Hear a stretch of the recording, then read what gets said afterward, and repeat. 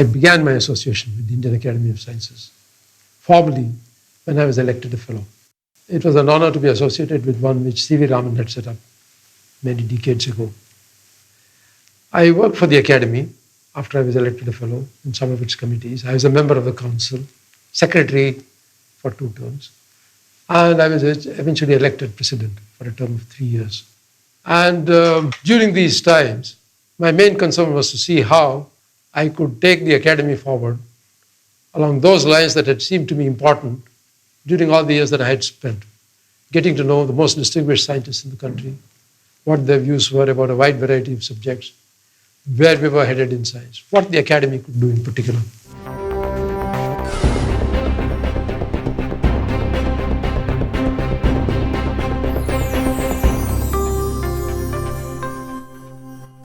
Well, some of the things that I was very happy I was able to do actually were in terms of facilities. For example, the Academy didn't have a house of its own. We had depended on the resources of the Raman Research Institute, and we occupied a part of a building. So I saw how we could collect resources for building an Academy house, which is where the Academy offices are now housed. There are guest rooms. It became a place for meetings. It had a small, cozy little auditorium. So the idea was to encourage discussions among the fellows on a wide variety of issues.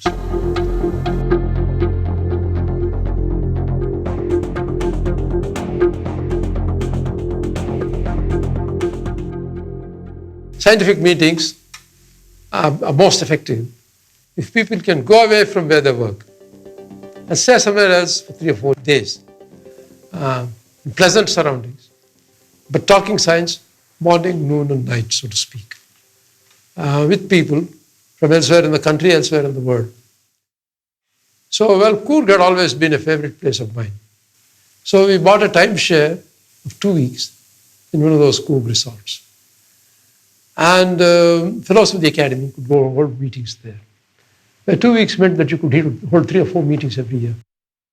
Apart from nature, and apart from the walks you can take in the coffee plantation, where this resort is housed, and apart from looking at animal life on the river Kaveri, which is right next door to you, and there's not much else you can do.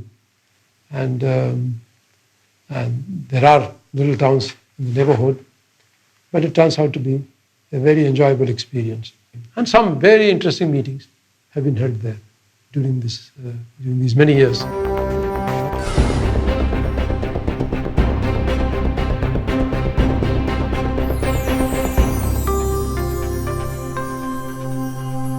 I wanted to get students and teachers involved, so we made new programs. We started inviting teachers to every Academy meeting so that they could see what was going on and make their contacts with some of the distinguished scientists working in this country.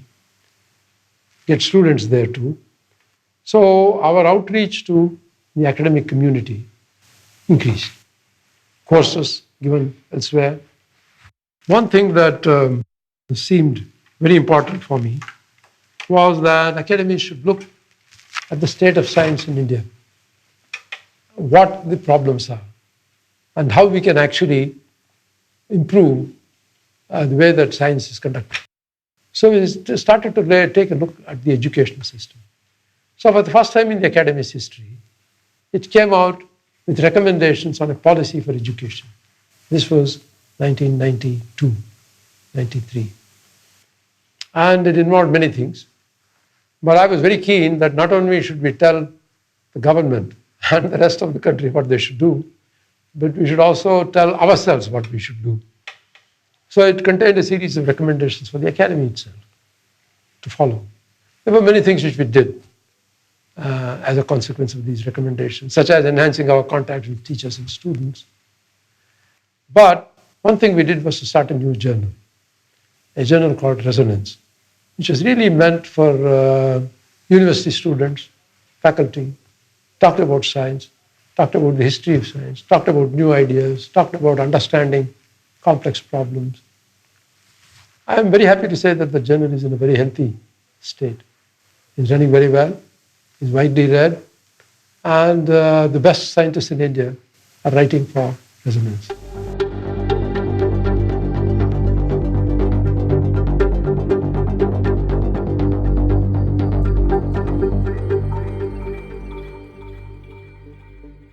Nobody has actually said exactly what kind of India we want to have, to live in the future.